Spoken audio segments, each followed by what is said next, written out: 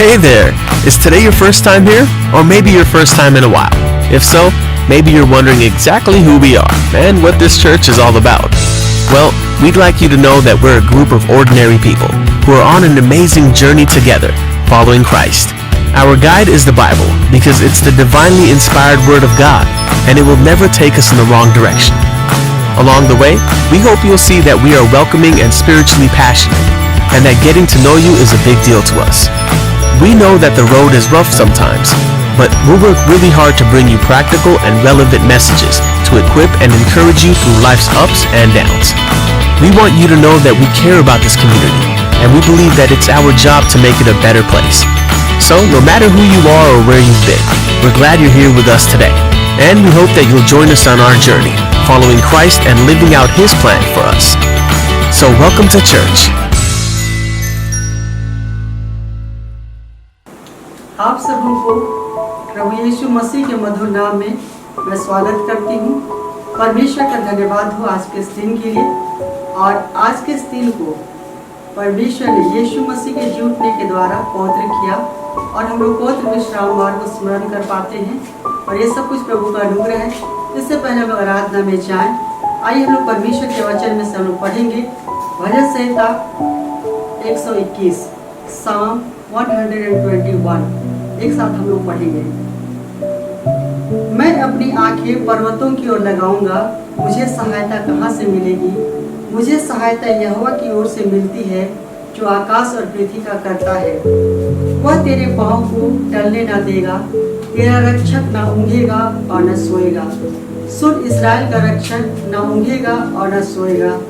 यहोवा तेरा रक्षक है, वह तेरी दाहिनी ओर तेरी आड़ है। ना तो दिन को धूप से और न रात को चांदी से तेरी कुछ हानि होगी। यहोवा तेरे प्राण की रक्षा करेगा, यहोवा तेरे आने जाने में तेरी रक्षा अब से लेकर सदा तक करता रहेगा। आमीन। आइए हम लोग प्रार्थना करें। दया और अनुग्रह से भरा परमेश्वर, हम तेरे पास आते हैं, धन्यवाद देते हैं आज के इस दिन के लिए। परमेश्वर पिता, हम धन्यवाद देते हैं प्रभु जी, तूने हम सबों को फिर से ऐसा अवसर दिया कि हम तेरे चरणों के पास आने पाते हैं। प्रभु, हम धन्यवाद देते हैं प्रभु जी कि तू इस जीवन की यात्रा में हमारा रक्षक है, हमारा आड़ और ढाल है प्रभु जी, और तू अपनी प्रतिज्ञाओं को हमारे के जीवन में पूरा करता है। और प्रभु परमेश्वर, तू हमारा रक्षक है, जो ना कभी ऊँघता है और न सोता है प्रभु जी, लेकिन दिन रात तू हमारी हिफाजती करता है। इसके लिए हम तेरा धन्यवाद करते हैं। और पिछले सप्ताह भर तूने हम सबकी रक्षा रखवाली हिफाजती की, इसके लिए भी हम तेरा धन्यवाद करते हैं।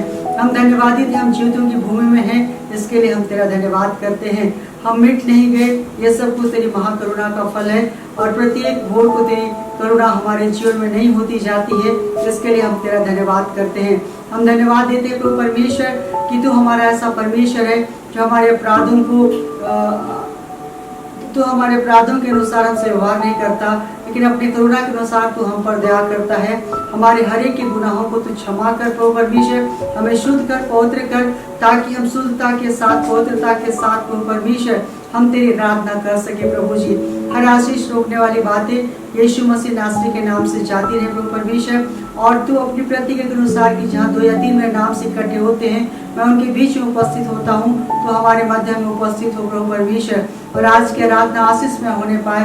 तेरी स्तुति के गीतों को गाने में, वचनों को पढ़ने में और सीखने में प्रभु परमेश्वर तू हमारी सहायता कर। पवित्र आत्मा तू ही हमारा शिक्षक हो प्रभु परमेश्वर, और अपने वचन की गुण बातों को समझने में तो हमारी सहायता कर प्रभु परमेश्वर। सारी बातों के लिए आदर और महिमा तुझे देते हुए हम सब तेरे पवित्र सामर्थ्य हाथ में सौंपे जाते हुए ये दुआ मांगते हैं हमारे जीत उद्धार करता प्रभु यीशु मसीह के नाम से, आमीन। आइए हम लोग इस समय आराधना में जाएंगे, और हम जहाँ कहीं भी हैं परमेश्वर की आराधना करें, उसकी तारीफ करें। और जब हम परमेश्वर की आराधना करते हैं, उसकी स्तुति करते हैं, परमेश्वर का सिंहासन हमारे बीच में उपस्थित होता है। आइए हम लोग वर्शिप टीम के साथ में हम लोग परमेश्वर की आराधना करेंगे। आप सबों को हमारा मसीह नमस्कार, जय मसीह की। आइए हम सब मिलकर के गीतों को गाते हुए प्रभु की आराधना में जाएंगे, और अपने उस महान सृष्टिकर्ता परमेश्वर के नाम को ऊंचा उठाएंगे।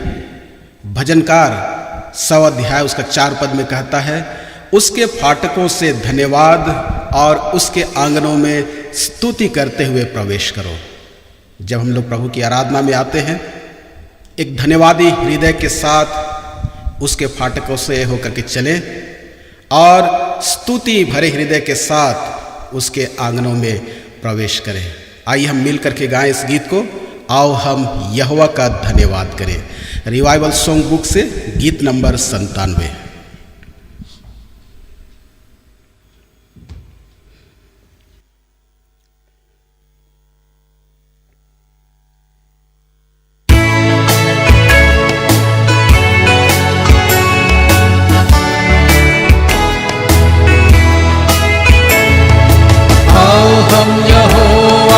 धन्यवाद करें, अपने सारे हृदय से वंदना करें। आओ हम यहोवा का धन्यवाद करें, अपने सारे हृदय से वंदना करें। उसके फाटकों में स्तुति करें और ललकारें। उसके फाटकों में स्तुति करें और ललकारें। जिसने बनाया हमें वो है हमारा आधार, जिसने हमको सांसें दी है वही हमारा उद्धार भी है। जिसने बनाया हमें वो है हमारा आधार, जिसने दी हमको सांस वो है हमारा उद्धार। ओहो, जिसने बनाया हमें वो है हमारा आधार, जिसने दी हमको सांस वो है हमारा उद्धार। उसकी हो जय जय हो आराधना, जो है सबों का प्रधान। उसकी हो जय जय हो आराधना, जो है सबों का प्रधान। आओ हम यहोवा का धन्यवाद करें, अपने सारे हृदय से वंदना करें। आओ हम यहोवा का धन्यवाद करें, अपने सारे हृदय से वंदना करें। उसके फाटकों में स्तुति करें और ललकारें। उसके फाटकों में स्तुति करें और ललकारें।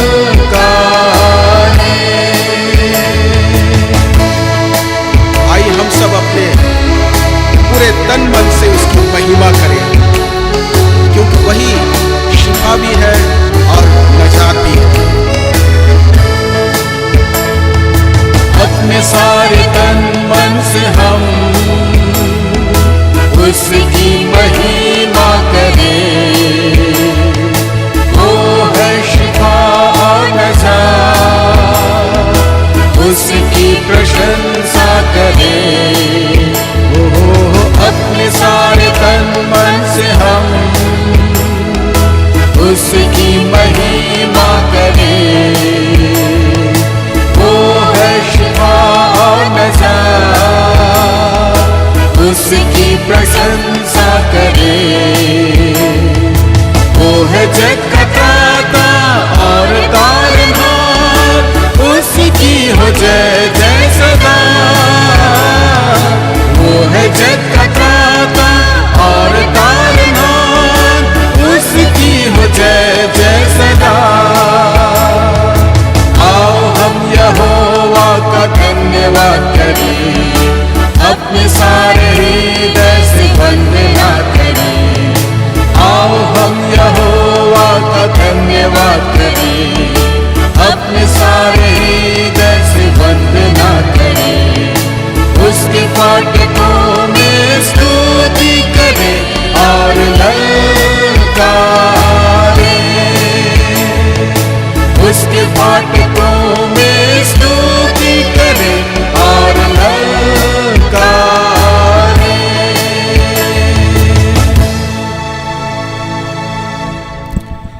हालेलुया। आइए हम और भी गीतों को गाते हुए प्रभु की आराधना करेंगे। भजनकार 134 अध्याय उसका 2 पद में कहता है, अपने हाथ पवित्र स्थान में उठाकर यहोवा को धन्य कहो। आइए हम सब अपने हाथों को उठाते हुए प्रभु की आराधना करें और उसको आदर और महिमा दें। हालेलुया हालेलुया हम गाते हैं बार बार। रिवाइवल सॉन्ग बुक में से गीत नंबर 496 को हम लोग गाएंगे।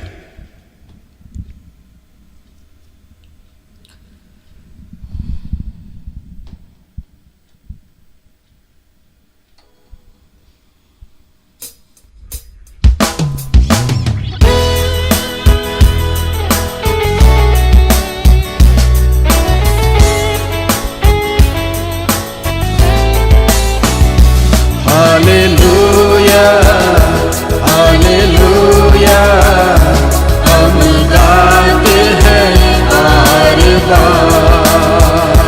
हालेलुया हालेलुया हम गाते हैं बार बार। धन्यवाद यीशु तुझको, तूने किया है हमसे प्यार।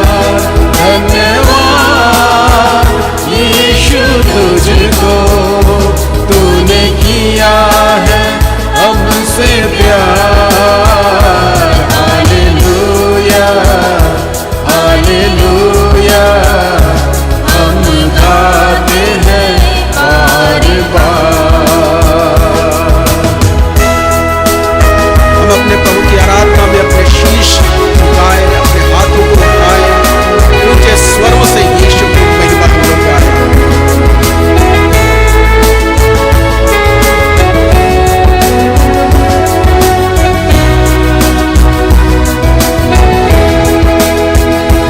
हम शीश झुकाते हैं, हाथों को उठाते हैं और ऊंचे सुर से यीशु तेरी महिमा गाते हैं।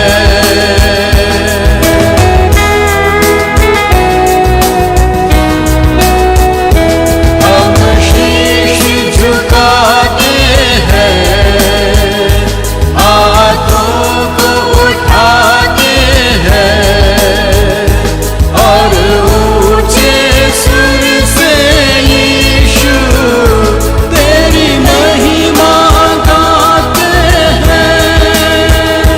हालेलुया हालेलुया यही दिल की है मेरी पुकार। हालेलुया हालेलुया यही दिल की है मेरी पुकार। धन्यवाद यीशु तुझको, तूने किया है हमसे प्यार। धन्यवाद यीशु तुझको, तूने किया है हमसे प्यार। हालेलुया हालेलुया हम गाते हैं बार बार। आइए हम सब अपने आप को दीन करें, नम्र करें और अपनी आत्मिक आत्मा को यीशु की ओर लगाएं।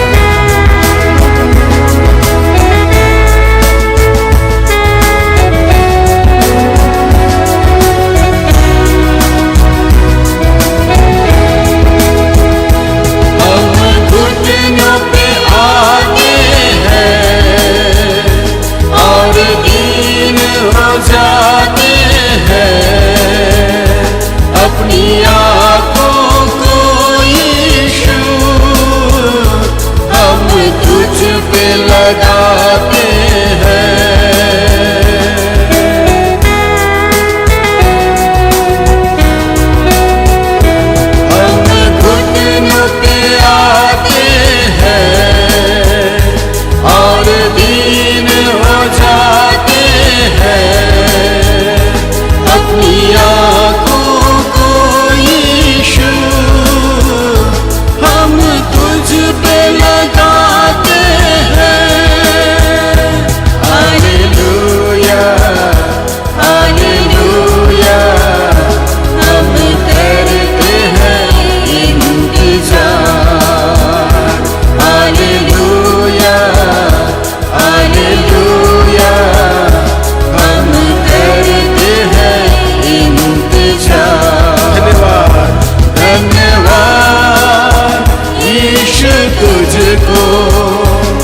तूने किया है हमसे प्यार।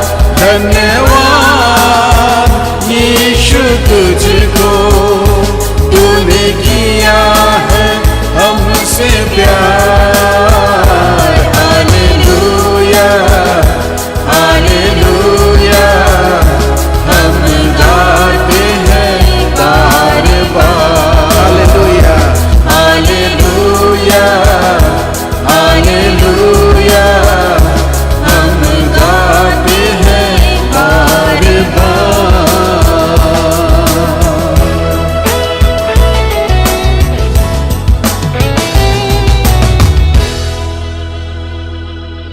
हालेलुया। आइए हम इस समय एक भजन संहिता मिल करके पढ़ेंगे, और यदि आपके पास बाइबल है आप भी हमारे साथ अपने बाइबल को खोल सकते हैं। हम लोग पढ़ेंगे भजन संहिता 95 अध्याय, उसका 1 से लेकर के 7 पद तक। भजन संहिता 95 अध्याय 1 से लेकर के 7 पद तक हम लोग एक साथ पढ़ेंगे। आओ हम यहोवा के लिए ऊंचे स्वर से गाएं, अपने उद्धार की चट्टान का जय जयकार करें। हम धन्यवाद करते हुए उसके सम्मुख आए और भजन गाते हुए उसका जय जयकार करें, क्योंकि यहोवा महान ईश्वर है और सब देवताओं के ऊपर महान राजा है। पृथ्वी के गहरे स्थान उसी के हाथ में है और पहाड़ों की चोटियां भी उसी के हैं। समुद्र उसका है और उसी ने उसको बनाया, और स्थल भी उसी के हाथ का रचा है। आओ हम झुककर दंडवत करें और अपने कर्ता यहोवा के सामने घुटने टेकें, क्योंकि वही हमारा परमेश्वर है और हम उसकी चराई की प्रजा और उसके हाथ की भेड़ें हैं। भला होता कि आज तुम उसकी बात सुनते। हालेलुया। ये एक स्तुति का गीत है, और इस स्तुति के गीत में इस बात का वर्णन किया गया है कि हम जिस परमेश्वर की आराधना कर रहे हैं वो सारी सृष्टि का कर्ता है, रचने वाला परमेश्वर है, और वो सारे देवताओं के ऊपर महान राजा है। वो सबसे महान ईश्वर है।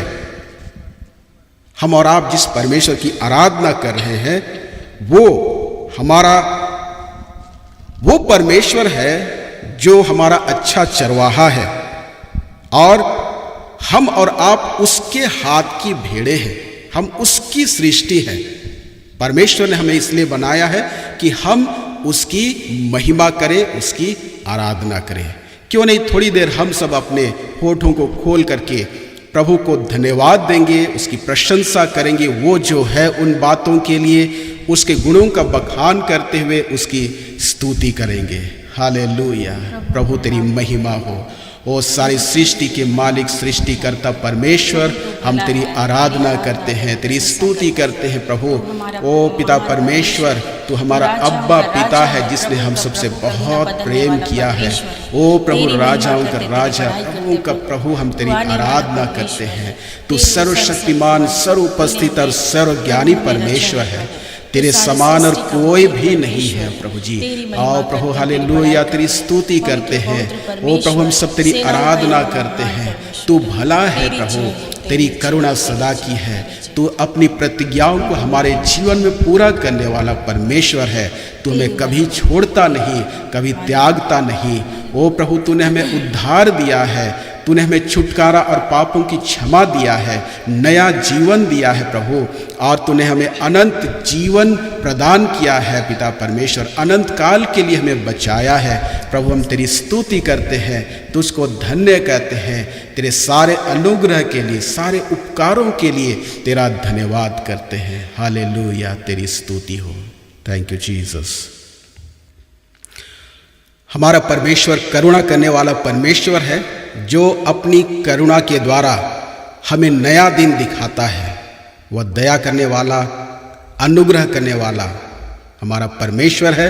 और आइए हम उसकी करुणा के लिए उसकी प्रशंसा करें, उसकी आराधना करें और इस गीत को मिल करके गाएंगे। पवित्र तू पवित्र यीशु, गीत नंबर 528 रिवाइवल सॉन्ग बुक से।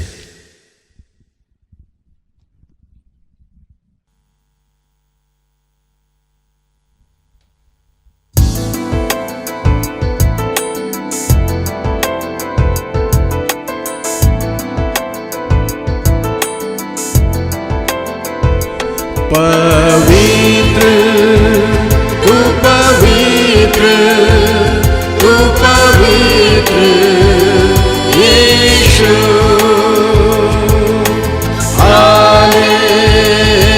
हालेलुया हालेलुया हालेलुया।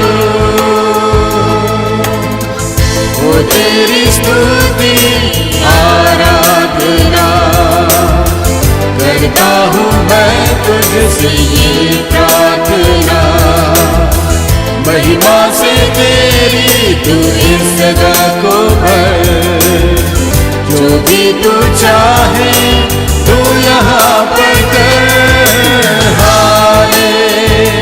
हालेलुया हालेलुया हालेलुया।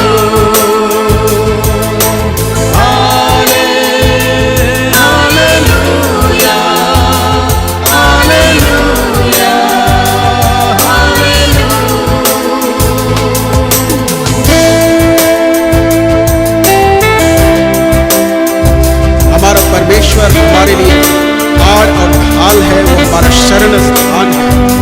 जब हम उसको पुकारते हैं तो वो हमारे लिए दौड़ा चला आता है, जब हम गिरते हैं वो हमें उठाता है।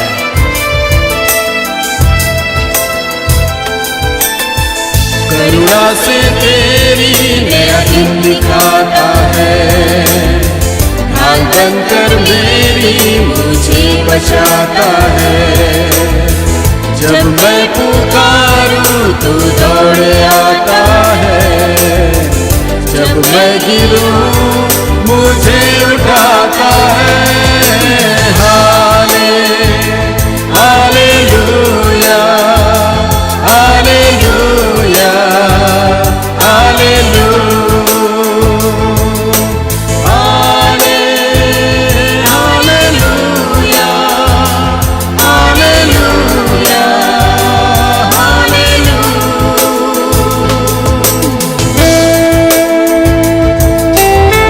सच्चाई का वर्णन करती है कि हमारे परमेश्वर के समान और कोई भी दूसरा नहीं है, उसे छोड़ कोई प्रभु है ही नहीं।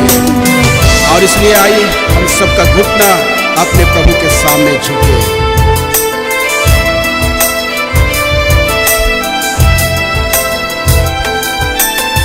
सारे जहां में तुझसा कोई नहीं, तुझको छोड़ कोई प्रभु है ही नहीं।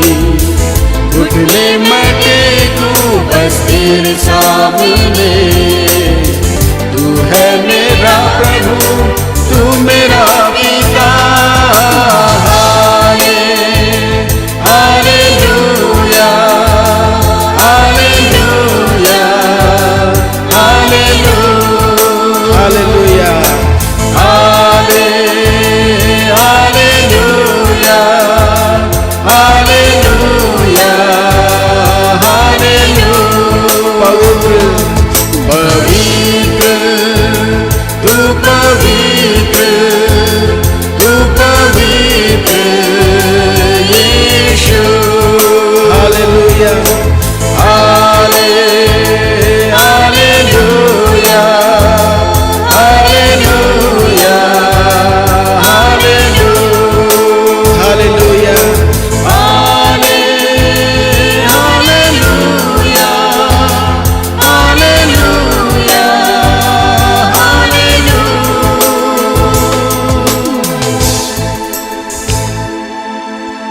हाँ प्रभु, हमारे होठ इस बात का अंगीकार करते हैं कि तू ही हमारा प्रभु है, हमारा स्वामी है, हमारा सब कुछ है। प्रभु तेरे बिना हमारे जीवन में सब कुछ अधूरा है। प्रभु हम तेरी आराधना करते हैं। हालेलुया। आइए हम सब अपने परमेश्वर को महिमा और आदर देते हुए रिवाइवल सॉन्ग बुक से गीत नंबर 564 को गाएंगे, महिमा देंगे तुझको प्रभु।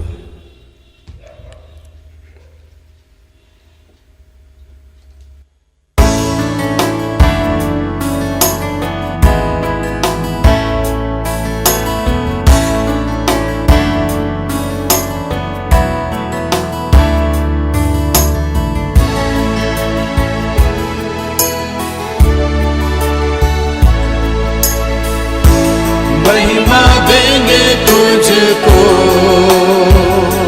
प्रभु, महिमा तुझको प्रभु, तेरा नाम महान और सबसे ऊंचा है। महिमा देंगे तुझको महिमा तुझको प्रभु, तेरा नाम महान और सबसे ऊंचा है।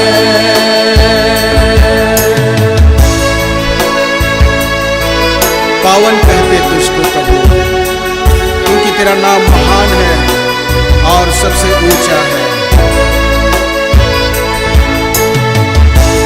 पावन कहते तुझको प्रभु, पावन तुझको प्रभु, तेरा नाम महान और सबसे ऊंचा है। पावन कहते तुझको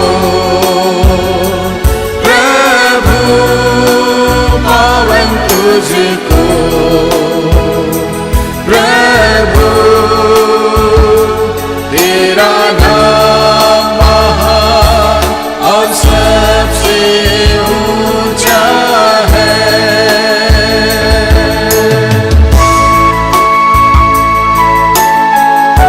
प्रभु हम तुझको आदर देते हैं, क्योंकि तेरा नाम सबसे ऊंचा है। आदर देंगे तुझको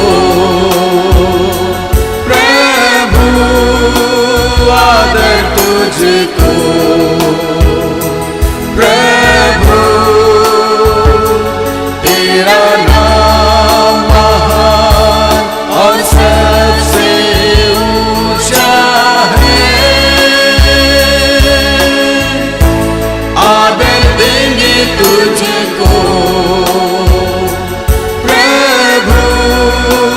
आदर तुझको प्रभु, तेरा नाम महान और सबसे ऊंचा है।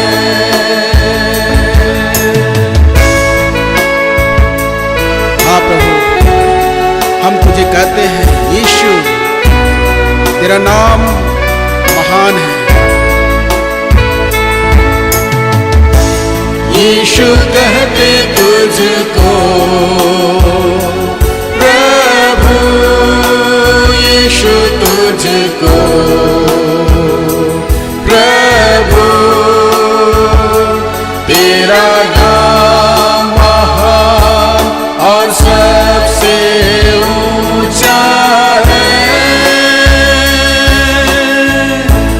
यीशु कहते तुझको प्रभु, यीशु तुझको प्रभु,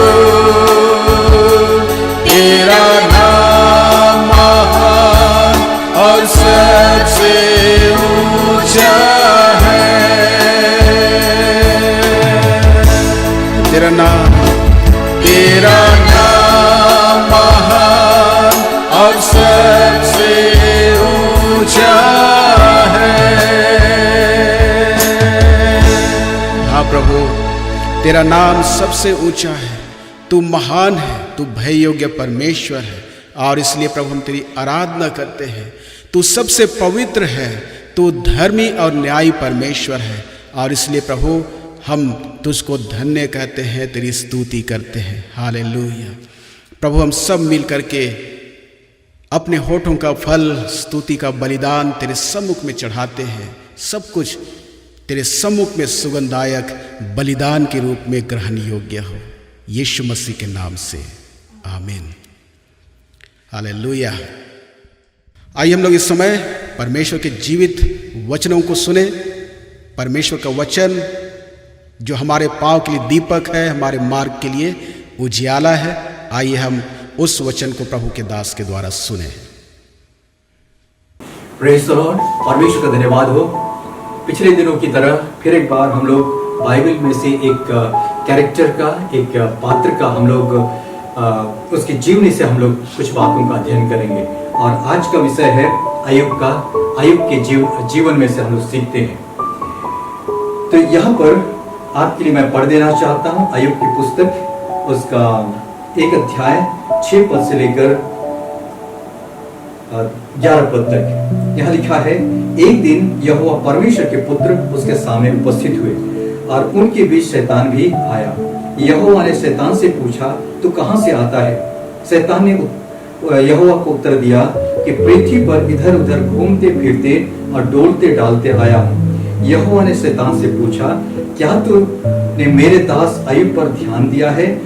क्योंकि उसके तुल्य खरा और सीधा और मेरा भय मानने वाला और बुराई से दूर रहने वाला मनुष्य और कोई नहीं है। शैतान ने यहोवा को उत्तर दिया, क्या अय्यूब परमेश्वर का भय बिना लाभ के मानता है? क्या तूने उसकी और जो कुछ उसके घर की और जो कुछ उसका है उसके चारों ओर बाड़ा नहीं बांधा? तूने तो उसके काम पर आशीष दी है और उसकी संपत्ति देश भर में फैल गई है। परंतु अब अपना हाथ बढ़ाकर जो कुछ उसका है उसे छू ले, तब वह तेरे मुंह पर तेरी निंदा करेगा। आइए इस पर हम लोग थोड़ी देर ध्यान करते हैं।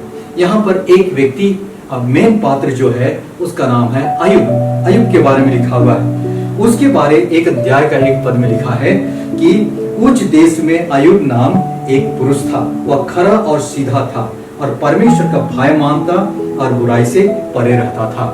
यहाँ अय्यूब के बारे में लिखा हुआ है कि वो खरा व्यक्ति था और परमेश्वर का भय मानने वाला व्यक्ति था। उसके 7 बेटे और 3 बेटियां थी और पूर्वी देशों में बहुत धनी व्यक्ति था। और उसके बारे में लिखा है 7000 भेड़ बकरियां, 3000 ऊंट, 500 जोड़ी बैल और 500 गधियां और बहुत ही दास दासियां थी। और उनकी इतनी संपत्ति थी कि पूर्वियों में वह सबसे बड़ा था। तो यानी ये परमेश्वर का भय मानता था, खरा व्यक्ति था, सीधा व्यक्ति था और परमेश्वर की आशीष उसके साथ थी। तो उसी के संबंध में यहाँ बातचीत किया गया है। तो जैसा हमने पढ़ा कि एक दिन परमेश्वर की सभा में शैतान आया। परमेश्वर ने उसको पूछा कि तू कहां से आता है? उसका जवाब था, धरती पर इधर उधर घूमते फिरते और डोलते डालते मैं यहाँ आया हूँ। तब परमेश्वर ने अय्यूब की तारीफ उसके सामने की कि क्या तूने मेरे दास अय्यूब को देखा है? उसके तुल्य परमेश्वर का भय मानने वाला और बुराई से दूर रहने वाला और कोई दूसरा व्यक्ति नहीं है। तो यहाँ पर परमेश्वर ने अय्यूब को उसको अप्रूव किया और उसका टेस्टिमनी दिया।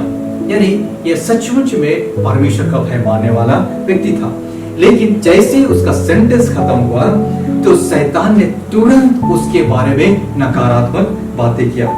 तो ऐसा लगता है जैसा वचन में लिखा हुआ है कि तुम्हारा विरोधी शैतान जो दिन रात भाइयों के विरुद्ध में दोष लगाता है, यानी हमारा विरोधी कोई मनुष्य नहीं, वो शैतान है और परमेश्वर के पास आया जाया करता है। जैसे यहाँ भी लिखा हुआ है, परमेश्वर की सभा में शैतान आया और वहां पर भाइयों के विरुद्ध में लिखा हुआ है। उसका अर्थ है विश्वासियों के विरुद्ध में दिन और रात वो दोष लगाता रहता है। तो ठीक उसी रीति से यहाँ शैतान परमेश्वर की सभा में आया और उसने अय्यूब के विषय में उसने दोष लगाया। उसने क्या कहा क्या तूने उसकी और जो कुछ उसके घर की और जो कुछ उसका है उसके चारों ओर बाड़ा नहीं बांधा? उसके पहले शैतान ने कहा कि क्या अय्यूब परमेश्वर का भय बिना लाभ के मानता है? यानी शैतान के अनुसार तो परमेश्वर ने उसको इतनी आशीषें दी है, उसी के एवज में परमेश्वर का भय मानता है। यानी बिना लाभ का अय्यूब परमेश्वर का भय नहीं मानता है। यह शैतान का दलील था। तो जो भी कि परमेश्वर उसको यानी अय्यूब के बारे में बताया कि वो परमेश्वर का भय मानता है। आगे शैतान ने क्या कहा? क्या तूने उसकी और जो कुछ उसके घर की और जो कुछ उसका है उसके चारों ओर बाड़ा नहीं बांधा है? इस सब से मैं इसका अर्थ ये लगाता हूं कि शैतान पहली बार अय्यूब के पास नहीं गया, और जिस समय की ये घटना का वर्णन है उस समय अय्यूब के बेटे बेटियां, जो 7 बेटे और 3 बेटियां थी, ये जवान थे। तो मैं ऐसा अनुमान लगाता हूं कि अय्यूब की अवस्था 50 से अधिक वर्षों की थी। तो शैतान बचपन से लेकर अब तक कई बार अय्यूब के पास गया और उसको या तो उस पर उसके जीवन में गड़बड़ी लाने का या उसको परस्त करने का या कुछ उसने प्रयास किया। तो कई बार प्रयास करने के बाद भी ऐसा लगता है कि शैतान असफल रहा। तो इसीलिए उसने इस रीति से अय्यूब पर दोष लगाया। यहां उसने क्या कहा कि तूने तो जो कुछ उसका है उसका घर और उसके संपत्ति के चारों ओर बाड़ा बांधा है। हो सकता है अय्यूब को इस बाड़े के बारे में कोई पता ना रहा होगा, दूसरे लोग भी नहीं देखते होंगे, लेकिन अय्यूब जो कि धर्मी व्यक्ति था, परमेश्वर का जन था, उसके घर के चारों ओर एक ऐसा बाड़ा लगा हुआ था जो बाकी लोगों को अदृश्य था लेकिन शैतान को दिखता था, और शैतान जिसके कारण से इस बाड़े के आगे जा नहीं सकता था, अय्यूब का कुछ बिगाड़ नहीं सकता था और अय्यूब के बारे में कुछ नहीं कर सकता था। तो ऐसा लगता है क्योंकि अय्यूब बचपन से लेकर अब तक परमेश्वर का भय मानता था, तो शैतान भी बचपन से लेकर अब तक उसके पीछे लगा हुआ था। लेकिन जब कभी उस पर अटैक करने के लिए ये जाया करता था, वहां पर एक बाड़ा दिखाई देता है शैतान को, और उसके आगे इसका कुछ नहीं चलता है। इसीलिए शैतान यहाँ अपना खींच उतारा, गुस्सा उतारा। उसने कहा कि क्या अय्यूब बिना लाभ का परमेश्वर का भय मानता है? तूने तो उसकी और जो कुछ उसका है और उसके घर के चारों ओर तूने बाड़ा बांधा। इससे हम लोग क्या सीखेंगे? इससे आइए हम लोग एक बात सीख लें कि जो लोग परमेश्वर का भय मानते हैं, जो लोग परमेश्वर से प्रेम रखते हैं, जो उसके नजरों में जो सही काम करते हैं, ऐसे लोगों के घर के चारों ओर, संपत्ति के चारों ओर और उनके चारों ओर परमेश्वर अपना एक बाड़ा लगाता है, अपना घेरा लगाता है, सुरक्षा का घेरा, और शैतान उसका कुछ नहीं बिगाड़ सकता है। तब उसके बाद उसने चुनौती दिया, जैसे 11 पद में लिखा है, और उसकी संपत्ति देश भर में फैल गई है, परंतु अब अपना हाथ बढ़ाकर जो कुछ उसका है और उसे छू, तब वह तेरे मुंह पर तेरी निंदा करेगा। तो यहाँ पर उसने ये पहले तो दोष लगाया और चुनौती दिया कि जो कुछ आशीष से तूने उसको दिया है उन चीजों को उसे हटा ले, तब तेरे मुंह पर तेरी निंदा करेगा। यहां ऐसा सिचुएशन है कि अब शैतान के सामने अब इस बात को अप्रूव करने की आवश्यकता दिखाई देती है कि अय्यूब बिना लाभ का भी परमेश्वर का भय मानता है। वो परमेश्वर के सामने वो सचमुच में खड़ा है और विश्वास योग्य व्यक्ति है, लेकिन यहाँ पर शैतान इन चीजों को नहीं स्वीकार करता है। तो इसीलिए यहोवा ने शैतान से कहा, सुन, जो कुछ उसका है और वह सब तेरे वश में है, केवल उसके शरीर पर हाथ ना लगाना। तब शैतान यहोवा के सामने से चला गया। तो यहाँ पर इस बात से हम लोग इस चीज को सीख रहे। पहला चीज जो हमने सीखा कि जो परमेश्वर का भय मानते हैं, जो उसके पीछे चलते हैं, जो उसकी सेवा करते हैं, उनके चारों ओर परमेश्वर का एक सुरक्षा का घेरा लगता है और शैतान उसका कुछ नहीं बिगाड़ता है। लेकिन बहुधा हम लोग इस बात को पाते हैं कि प्रभु के लोग भी कई दुखों से होकर के गुजरते हैं। कई बार लोगों को आपने कहते सुना कि अच्छे लोगों के साथ भी बुरी बातें क्यों घटती हैं। तो उसका ये अय्यूब का ही जीवनी इस बात को दर्शाता है कि अच्छे लोगों के साथ भी बुरी बातें या बुरी घटनाएं क्यों घटती है। तो यहाँ पर अय्यूब एक खरा व्यक्ति था। शैतान उस पर दोष लगाया, परमेश्वर ने उसकी तारीफ की, शैतान ने उस पर दोष लगाया और कहा कि जो कुछ उसको तूने आशीषें दी है उनको वापस ले ले तो तेरे मुंह पर तेरी निंदा करेगा। तब शैतान को की आवश्यकता, माने इसकी आवश्यकता थी कि शैतान लज्जित किया जाए, वो डिस्प्रूव किया जाए। लेकिन इसके लिए कैसे ये होगा? परमेश्वर ने उसको परमिशन दिया।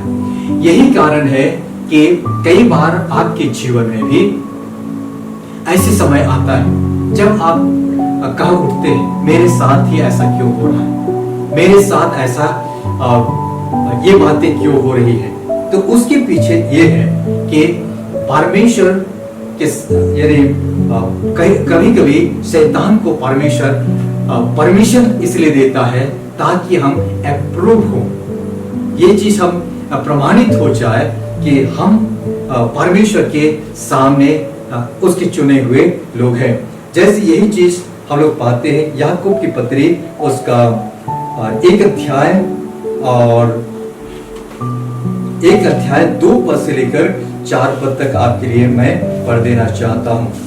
यहाँ पर लिखा हुआ है कि हे मेरे भाइयों, जब तुम नाना प्रकार की परीक्षाओं में पड़ो तो इसको पूरे आनंद की बात समझो, यह जानकर कि तुम्हारे विश्वास के परखे जाने से धीरज उत्पन्न होता है। पर धीरज को अपना पूरा काम करने दो कि तुम पूरे और सिद्ध हो जाओ और तुम में किसी बात की घटी ना रहे। यानी हम परमेश्वर पर भरोसा रखते हैं, विश्वास करते हैं, इतना काफी नहीं है, लेकिन ये अप्रूव भी होने की आवश्यकता है। इसलिए परीक्षाओं से कई बार परमेश्वर गुजरने देता है। पहली बात तो हमारे जीवन के चारों ओर उसका सुरक्षा का घेरा लगता है। लेकिन जब कभी शैतान हमारे विरुद्ध में दोष लगाता है तब इसको अप्रूव करने के लिए परमेश्वर परमिशन भी देता है। तो जैसा लिखा है, जब तुम नाना प्रकार की परीक्षाओं में पढ़ो, यहाँ अय्यूब नाना प्रकार की परीक्षाओं में पड़ा और लगभग 1 अध्याय के बाद यहाँ 1 अध्याय में उसकी परीक्षा आरंभ होती है और आखिरी अध्याय तक ऐसा लगता है बहुत लंबे समय तक इसको इस प्रकार की परीक्षाओं से गुजरना पड़ा ताकि उसका विश्वास, जैसे प्रभु के वचन में लिखा हुआ पहला पत्रस उसका 1 अध्याय का 7 पद में लिखा है, और यह इसलिए है कि तुम्हारा परखा हुआ विश्वास जो आग से ताए हुए नासमान सोने से भी कहीं अधिक मूल्य है, यीशु मसीह के प्रकट होने पर प्रशंसा और महिमा और आदर का कारण ठहरे। तो हम विश्वास करते हैं ये काफी नहीं, लेकिन हमारे विश्वास को परखे जाने की आवश्यकता है। हमारे विश्वास को परखे जाने की आवश्यकता है ताकि तुम्हारा विश्वास जो आग से ताए हुए नासमान सोने से भी अधिक बहुमूल्य है। तो यदि एक सोना जो प्रकृति में मिलता है वो इस्तेमाल करने की योग्य नहीं होता है, तब तक नहीं होता है जब तक कि उसको भट्ठे में ताया नहीं जाता है। ठीक वैसे ही हमारे जीवन में हमारे जीवन का विश्वास वो तब तक ये प्रशंसा की योग्य नहीं होता है जब तक कि वो हमारा विश्वास परखा नहीं जाता है। तब यहाँ पर परमेश्वर को शैतान ने कहा कि तेरे मुंह पर तेरी निंदा करेगा। परमेश्वर ने उसको परमिशन दिया और आगे हम लोग देखते हैं उसके 10 बेटे बेटियां एक दिन में मर गए और एक ही दिन में उसके जितने भी जानवर थे, धन संपत्ति था, सब लुट गया। बेटे बेटियां एक दिन में मर गए और उसके बाद जो कोई वहां बचा उनमें से एक एक व्यक्ति आकर के अय्यूब को खबर देने लगे। जैसे लिखा हुआ है यहाँ 13 पद से आगे, एक दिन अय्यूब के बेटे बेटियां बड़े भाई के घर में खाते और दाख मधु पी रहे थे। तब एक दूत अय्यूब के पास आकर कहने लगा, हम तो बैलों से हल जोत रहे थे और गधियां उनके पास चल रही थी और साबा के लोग धावा करके उनको ले गए और तलवार से तेरे सेवकों को मार डाला और मैं ही अकेला बचकर तुझे समाचार देने को आया हूँ। वह अभी कह ही रहा था कि दूसरा भी आकर कहने लगा कि परमेश्वर की आग आकाश से गिरी और उससे भेड़ बकरियों और सेवक जलकर भस्म हो गए और मैं ही अकेला बचकर तुझे समाचार देने को आया हूँ। 17 पद में है, वह अभी कह ही रहा था कि एक और भी आकर कहने लगा कि कसदी लोग 3 गोल बांधकर ऊंटों पर धावा करके उन्हें ले गए और तलवार से तेरे सेवकों को मार डाला और मैं ही अकेला बचकर तुझे समाचार देने को आया हूँ। वह अभी यह कह ही रहा था कि एक और आकर कहने लगा, तेरे बेटे बेटियां बड़े भाई के घर में खाते और दाख मधु पीते थे कि जंगल की ओर से बड़ी प्रचंड वायु चली और घर के चारों ओर कोनों को ऐसा झोंका मारा कि वह जवानों पर गिर पड़ा और वे मर गए और मैं ही अकेला बचकर तुझे समाचार देने को आया हूँ। तो यानी यहाँ पर हर जगह से एक एक व्यक्ति बच करके आया और अय्यूब को एक दुखद समाचार प्रदान किया। ये सारी चीजें परमेश्वर जरूर शैतान को परमिशन दिया, लेकिन परमेश्वर ने ये चीजें नहीं किया। एक दिन में सारे धन संपत्ति लुट गए, बेटे बेटियां उनकी मृत्यु हो गई। निश्चित रूप से शैतान कहीं पर खड़ा होकर के तसल्ली ले रहा था कि अब तो अय्यूब परमेश्वर को कोसेगा और यानी उसके मुंह पर उसकी निंदा करेगा। लेकिन यहाँ पर जैसा परमेश्वर ने उसको अप्रूव किया था और इसको प्रकट रूप में भी इसको पूरा होने की आवश्यकता थी कि अय्यूब खरा व्यक्ति है। आगे लिखा है, तब अय्यूब उठा और भागा भाड़ा, फिर सिर मुड़ाकर भूमि पर गिरा और दंडवत करके कहा, मैं अपनी मां के पेट से नंगा निकला और वही नंगा लौट जाऊंगा। यहोवा ने दिया और यहोवा ने ही लिया, यहोवा का नाम धन्य है। आगे लिखा है कि इन सब बातों में भी अय्यूब ने ना तो पाप किया और ना परमेश्वर पर मूर्खता से दोष लगाया। इसी चीज के विरुद्ध में शैतान उम्मीद कर रहा था। आइए इस बात से हम लोग क्या सीखेंगे। जैसे प्रकाशित वाक्य में लिखा हुआ है कि हमारा विरोधी शैतान दिन और रात भाइयों के विरुद्ध में दोष लगाता है। ऐसे समय में यदि हम विश्वास से चूक जाएं, पीछे हट जाएं, तो वहां शैतान को हमारे विरुद्ध में बड़ाई मारने का मौका मिलता है। और उसी जगह यदि हम खराई पर बने रहे तो वहां पर शैतान का मुंह वहां लज्जित हो जाता है। इसलिए आइए, जब कभी आप किसी भी प्रकार की परीक्षाओं में पड़े या किसी ऐसे कठिनाइयों में पड़े, जब कभी कभी मन करता है कि हम परमेश्वर की निंदा करें, आप सावधान रहें, क्योंकि आपका ये एक्शन वहां पर शैतान को बड़ाई मारने का अवसर प्रदान करता है। लेकिन उसी जगह यदि आप परमेश्वर की खराई में बने रहें तो वहां शैतान लज्जित हो जाता है। तब फिर कुछ दिनों के बाद, जैसा 2 अध्याय में भी लिखा है, फिर और एक दिन यहोवा परमेश्वर के पुत्र उसके सामने उपस्थित हुए और उनके बीच शैतान भी उनके सामने आप उपस्थित हुआ। यानी शैतान भी मेरे और आपके विरुद्ध में निरंतर प्रयासरत रहता है कि हमें गिराए, अय्यूब के सामने, अय्यूब के विरुद्ध में भी फिर से दोबारा गया। यहोवा ने शैतान से पूछा, तू कहां से आता है? शैतान ने यहोवा को उत्तर दिया कि इधर उधर घूमते फिरते और डोलते डालते आया। यहोवा ने शैतान से पूछा, क्या तूने मेरे दास अय्यूब पर ध्यान दिया है कि पृथ्वी पर उसके तुल्य खरा और सीधा और मेरा भय मानने वाला और बुराई से दूर रहने वाला मनुष्य और कोई नहीं है। और यद्यपि तूने मुझको उसको बिना कारण सत्यानाश करने को उभारा, तो भी वह अब तक अपनी खराई पर बना है। तब यहाँ पर शैतान भी इसको आसानी से स्वीकार करने के लिए तैयार नहीं है। शैतान ने यहोवा को उत्तर दिया, खाल के बदले खाल, परंतु प्राण के बदले मनुष्य अपना सब कुछ दे देता है। सो केवल अपना हाथ बढ़ाकर उसकी हड्डियां और मांस छू, तब वह तेरे मुंह पर तेरी निंदा करेगा। पहली बार जब अय्यूब खरा निकला, फिर भी यह शैतान उसके विरुद्ध में लगा रहा। तब यहोवा ने शैतान से कहा, सुन, वह तेरे हाथ में है, केवल उसका प्राण छोड़ देना। फिर एक बार उसको परमेश्वर मिला। इस बार शैतान ने सिर से लेकर पैर तक उसके शरीर में फोड़ा निकाला, यहां तक कि अय्यूब खुजलाने लगा और एक बर्तन का ठिकरा लेकर, मिट्टी के बर्तन का ठिकरा लेकर राख पर बैठकर अपने आप को खुजलाने लगा। और तो और आगे लिखा 9 पद में, तब उसकी स्त्री उससे कहने लगी, क्या तू अब भी अपनी खराई पर बना है? परमेश्वर की निंदा कर और चाहे मर जाए तो मर जा। ऐसा लगता है कि अय्यूब जब संकट में पड़ा हुआ था, उस समय उसके पूरे शरीर में फोड़े निकल गए और बुरी तरह खुजाने लगा, यहां तक कि उसकी पत्नी को भी उससे घिन आने लगा। उसने कहा, अब भी तो अपनी खराई पर बना है, मर जा तो मर जा।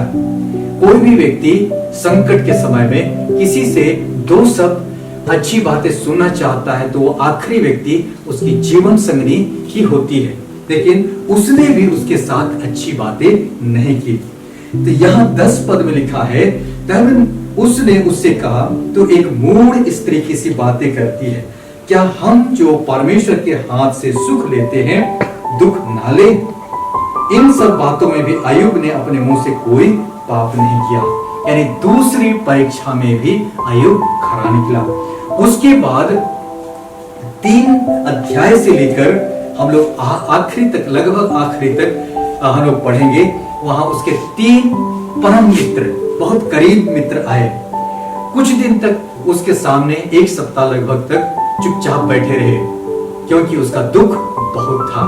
लेकिन एक एक करके, ना चाहते हुए भी, उन्होंने अय्यूब का आलोचना करना शुरू किया। ऐसा आलोचना करना शुरू किया जो कि उसके दुख को और भी बढ़ा देने वाला था। तब इनके बाद अब फिर भी लिखा हुआ है कि अय्यूब ने परमेश्वर की कोई निंदा नहीं की। उसने मूर्खतापूर्ण परमेश्वर पर दोष नहीं लगाया। उल्टे अब वो लगभग ऐसा लगता है कि टूट सा गया। वो अपने जन्मदिन को धिक्कारने लगा, अपने इस दुनिया में पैदा होने के दिन को धिक्कारने लगा। तो यहाँ पर एक चीज हम लोग, जिस बात को हम लोग सीख रहे हैं, पहला चीज तो परमेश्वर का जो भय मानता है, परमेश्वर उसके चारों ओर अपना सुरक्षा का घेरा लगाता है। दूसरा, इसके बावजूद भी यदि हम परीक्षाओं को सामना करते हैं, यदि ये परीक्षाएं कई रीति से आती है, हो सकता है संकट के रूप में, हो सकता है बीमारियों के रूप में, हो सकता है अनउत्तरित प्रार्थनाओं के रूप में, तो आप एक बात को समझिए कि परमेश्वर जिस बात के लिए आपको अप्रूव करना चाहता है, वो वास्तव में अप्रूव होने की आवश्यकता है। तब उसके तीनों दोस्त कई दिनों तक उसका क्रिटिसाइज करते रहे, आलोचना करते रहे, लेकिन अय्यूब अपने विश्वास पर बना रहा। जब हम आखिरी अध्याय पर जब हम लोग आते हैं, तब लिखा हुआ है कि जब अय्यूब अपने आप को परमेश्वर के सामने दीन किया, नम्र किया, लेकिन वो धीरज धर करके बना रहा, तब परमेश्वर ने उसके मित्रों को डांटा और उनसे कहा जब तक ये लोग अपनी गलतियों को ना माने और अय्यूब भी उनके लिए प्रार्थना ना करे तो परमेश्वर उन्हें चंगा ना करेगा। तब यानी बहुत दिनों तक उसके मित्रों ने उसकी निंदा की, फिर भी अय्यूब उनके लिए प्रार्थना किया और परमेश्वर ने उन पर अनुग्रह किया। तब परमेश्वर ने उसके सारे दुखों को दूर कर दिया और लिखा हुआ है जितनी संपत्ति अय्यूब की थी, परमेश्वर ने हर चीज को दुगने रूप में उसको आशीष दिया। केवल बेटे बेटियों के संबंध में जितने बेटे थे उसने उतने बेटे दिए, जितनी बेटियां थी उतनी बेटियां दिया। और लिखा हुआ है कि पूर्वी देशों में सबसे धनी हुआ और उसके बेटे बेटियां सब यानी सब जवानों से और सबों से सबसे अधिक सुंदरी थी। तो परमेश्वर का जब अय्यूब अपने जीवन में इन परीक्षाओं से गुजरा, इस बात को हम लोग समझ सकते हैं कि हम यानी परीक्षाएं हमें खरा बनाती है। जैसे अय्यूब याकूब की पत्री में हमने पढ़ा और खरा होने के बाद हमें आशीष, परमेश्वर की आशीषें मिलती है। उसको फिर एक बार मैं पढ़ देना चाहता हूं। याकूब की पत्री 1 अध्याय उसका 2 से लेकर 4 पद तक। हे भाइयों, जब तुम नाना प्रकार की परीक्षाओं में पढ़ो तो इसको पूरे आनंद की बात समझो, यह जानकर कि तुम्हारे विश्वास के परखे जाने से धीरज उत्पन्न होता है। पर धीरज को अपना पूरा काम करने दो कि तुम पूरे और सिद्ध हो जाओ और तुम्हें किसी बात की घटी ना रहे। तो इसके लिए यह आवश्यक है कि जैसा पहला पत्रस 1:7 में हमने पढ़ा, और यह इसलिए मैं 6 से पढ़ देना चाहता हूं। और इस कारण तुम मगन होते हो, यद्यपि अवश्य है कि अब कुछ दिन तक नाना प्रकार की परीक्षाओं के कारण उदास हो, और यह इसलिए है कि तुम्हारा परखा हुआ विश्वास जो आग से ताए हुए नासमान सोने से भी कहीं अधिक बहुमूल्य है, यीशु मसीह के प्रकट होने पर प्रशंसा और महिमा और आदर का कारण ठहरे। तो आइए हम लोग इस वचन के अनुसार जब कभी भी हम ट्रायल से गुजरते हैं, टेम्पटेशन से गुजरते हैं, परीक्षाओं से गुजरते हैं, इसको हम पूरे आनंद की बात समझें, ताकि हमारा विश्वास की परख हो, हमारे अंदर धीरज उत्पन्न हो। धीरज के बाद हमारा चरित्र प्रकट होता है और परमेश्वर की आशीषें हमारे जीवन में सार्थक होती है। तो आइए परमेश्वर आप सबको बहुत तहत के साथ आशीष दे और परमेश्वर आपको भी ये सामर्थ प्रदान करे कि जीवन के हर चुनौतियों पर आप विजय प्राप्त करें। प्रभु आपको बहुत तहत के साथ आशीष दे। धन्यवाद। आइए हम प्रार्थना करें। सर्वशक्तिमान प्रभु परमेश्वर, हम तेरा धन्यवाद करते हैं। अय्यूब के जीवन से हम लोगों ने कई बातों को सीखा। कई बार हमारे मनों में ये सवाल आता है कि अच्छे लोगों के साथ भी बुरी घटनाएं क्यों घटती है। हे प्रभु परमेश्वर, आज हमने अय्यूब के जीवन से यही सीखा कि इसलिए उनके जीवन से घटनाएं घटती है ताकि उनका विश्वास परखा हुआ नासमान उस ताए हुए सोने से भी अधिक बहुमूल्य ठहरे और तेरी ओर से प्रशंसा का पात्र हो, तेरी महिमा का कारण होने पाए। धन्यवाद प्रभु परमेश्वर, तेरे हाथ में सौंपे जाते हैं। जितने लोग ऑनलाइन हम लोगों से जुड़े हुए हैं, एक एक के संग और साथ हो। इन दिनों निश्चय इनमें से कई एक लोग प्यारे प्रभु जी कई प्रकार की परीक्षाओं से गुजरते हैं, कई प्रकार के संकटों से गुजरते हैं। हे प्रभु जी, एक नया दृष्टि दे, नया अंतर्दृष्टि प्रदान कर और नई रीति से इन चीजों को सोचे और समझे और जाने और खराई में बने रहे और तुझसे आशीष पाने का कारण होने पाए। सारी बातों के लिए सारा आदर, सारी महिमा तुझको देते हैं। ये दुआ मांगते उद्धार करता यीशु के नाम से, आमीन। निश्चय परमेश्वर ने अपने वचनों के द्वारा से हम सबों से बातें किया है, और आइए समय हम सब मिल करके अपने दान, अपनी भेंटों को प्रभु के लिए चढ़ाएं। निर्गमन 25 अध्याय उसका 1 और 2 पद में यहोवा ने मूसा से कहा, इस्राएलियों से यह कहना कि मेरे लिए भेंट लाएं। जितने अपनी इच्छा से देना चाहे उन्हीं सबों से मेरी भेंट लेना। जब हम अपने प्रभु के लिए देते हैं, हमें पूरी इच्छा से, पूरे मन से देने की जरूरत है, और ऐसे ही दानों को हमारा परमेश्वर ग्रहण करता है। तो आइए, जब हम लोग इस समय अपने भेंटों को प्रभु के लिए चढ़ाते हैं, पूरे इच्छा से, पूरे मन से चढ़ाएं। आइए हम लोग मिल करके एक गीत गाएंगे रिवाइवल सॉन्ग बुक से 520 नंबर, तू प्यार का सागर, सागर दया का तू है।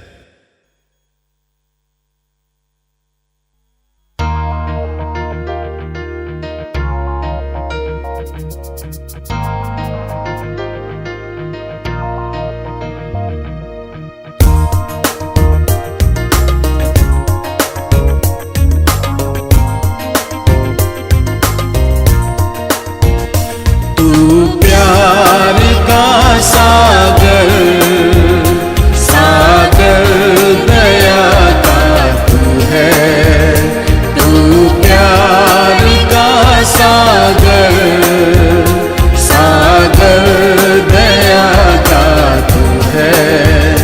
तेरे प्यार के सागर में हम तैरना चाहते हैं, तेरे सागर में हम तैरना चाहते हैं। तू प्यार का सागर, सागर दया का तू है, तू प्यार का सागर, सागर दया का तू है।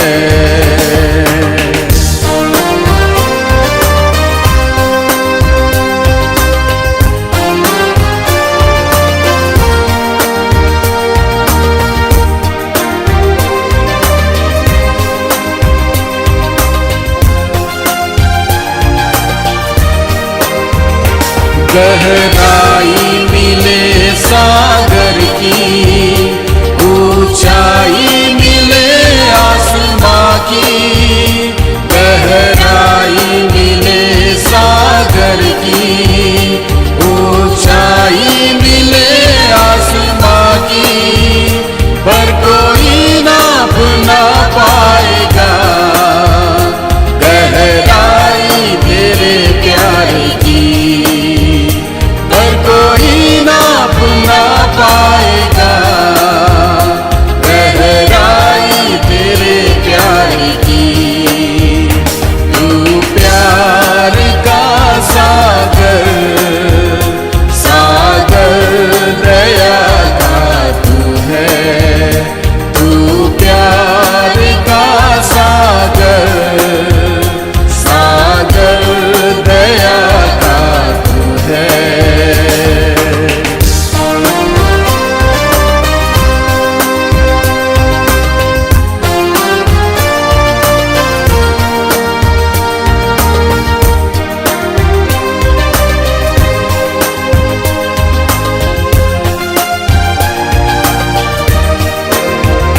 परमेश्वर होने पर भी तू मानव रूप धारण किया, परमेश्वर होने पर भी तू मानव रूप धारण किया।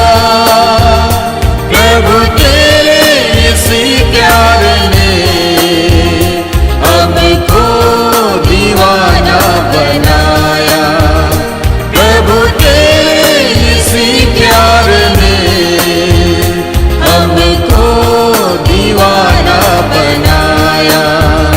तू प्यार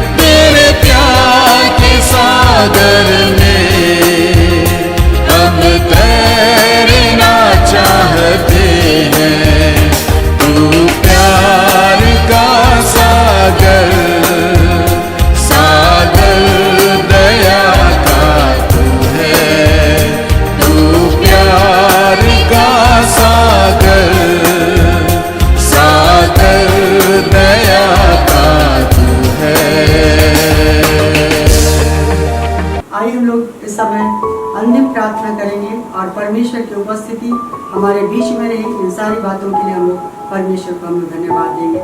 सर्वशक्तिमान ईश्वर दयालु पिता, हम लोग तेरा धन्यवाद करते तेरे पास आते हैं, धन्यवाद देते हैं आज के इस दिन के लिए परमेश्वर पिता। तूने अपने वचनों के द्वारा हमसे बोला और बातचीत किया प्रभु परमेश्वर।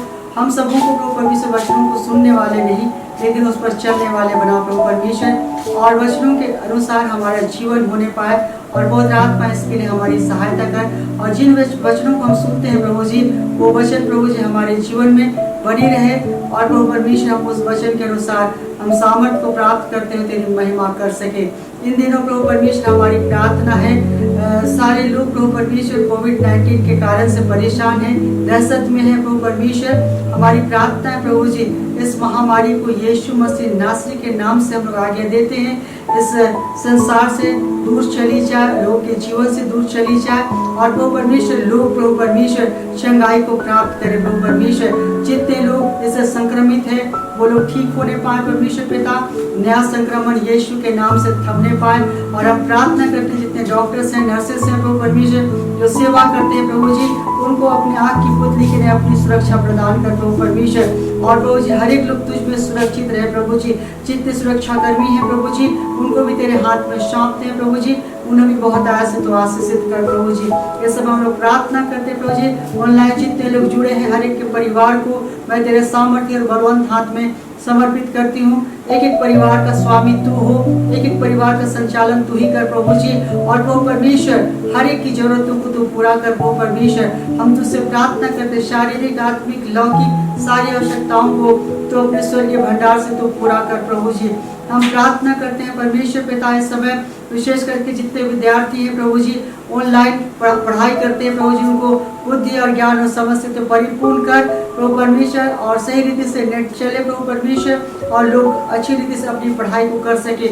और बहुत लोगों के पास प्रभु जी ये सारे साधन नहीं है प्रभु जी, उनके लिए प्रभु जी तू उपाय कर प्रभु परमेश्वर, ताकि उनकी पढ़ाई कंटिन्यू हो सके प्रभु परमेश्वर। हम प्रार्थना करते हैं प्रभु जी, बहुत सारे लोग इस कोविड-19 के कारण से बेरोजगार हो गए हैं प्रभु जी, उनके लिए हम प्रार्थना करते हैं, उनके लिए रोजगार का तो उपाय कर प्रभु परमेश्वर। कोई भी प्रभु परमेश्वर निराश हताश ना होने पाए परमेश्वर पिता, लेकिन प्रभु परमेश्वर तू यहोवा ही रहे, हर एक के लिए उपाय करने वाला परमेश्वर है, तू उपाय कर प्रभु जी।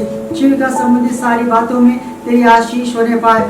बिजनेस भी प्रभु परमेश्वर लगभग थम सा गया, लेकिन प्रभु जी इसको हम तेरे हाथ में समर्पित करते हैं। फिर से प्रभु जी हर एक के बिजनेस को रिस्टोर कर प्रभु परमेश्वर, और हर एक की जरूरतों को तू पूरा कर प्रभु। हम प्रार्थना करते हैं यदि कोई प्रभु जी निर्बल अवस्था में है, कमजोरी में है प्रभु जी, उनको भी तेरे हाथ में समर्पित करते हैं प्रभु जी। अपना हाथ बढ़ा ले, उन्हें तो छू ले और चंगाई दे। विशेषकर बुजुर्गों को और छोटे बच्चों को तेरे हाथ में समर्पित करते हैं, अपने आंखों की पुतली की नाई उन्हें अपनी सुरक्षा प्रदान कर प्रभु परमेश्वर, और लोग सुरक्षित रहे, तेरी महिमा होने पाए। हम धन्यवाद देते हैं परमेश्वर पिता तेरे अद्भुत प्रेम के लिए, दया के लिए और अनुग्रह के लिए प्रभु परमेश्वर। और इस समय प्रभु जी हम सब के सब तेरे पवित्र और सामर्थ्य हाथ में सौंपे जाते हैं। हर एक को अपने लोह में छिपा ले प्रभु परमेश्वर, और तेरी उपस्थिति हम सबके साथ में होने पाए। हमारा विश्वास दिन प्रतिदिन तुझ में बढ़ता जाए प्रभु परमेश्वर, और तेरी महिमा का कारण होने पाए। हम धन्यवाद देते प्रभु जी, हमने जो भी भेंट तेरे सेवा के लिए अर्पित किया है प्रभु जी, उसको तो बहुत आशीषित कर, हर एक के भंडार को प्रभु परमेश्वर 100 गुना आशीषित कर परमेश्वर पिता। और प्रार्थना करते हैं प्रभु परमेश्वर, हर एक की घटी कमी को तू पूरा कर प्रभु परमेश्वर, और सेवकाई की सारी जरूरतें पूरी की जाए और तेरी महिमा कर सके। सारी बातों के लिए आदर और महिमा तुझे देते हुए हम सब तेरे पौधे और सामर्थ्य हाथ में सौंपे जाते हुए ये दुआ मांगते हैं हमारे जीवित उद्धारकर्ता प्रभु यीशु मसीह के नाम से, आमीन। अनुग्रह वचन एक साथ बोलेंगे। और हमारे प्रभु यीशु ख्रीष्ट का अनुग्रह, यीशु पिता का प्रेम और आत्मा की सहभागिता हम सबों के साथ सर्वदा रहे, आमीन।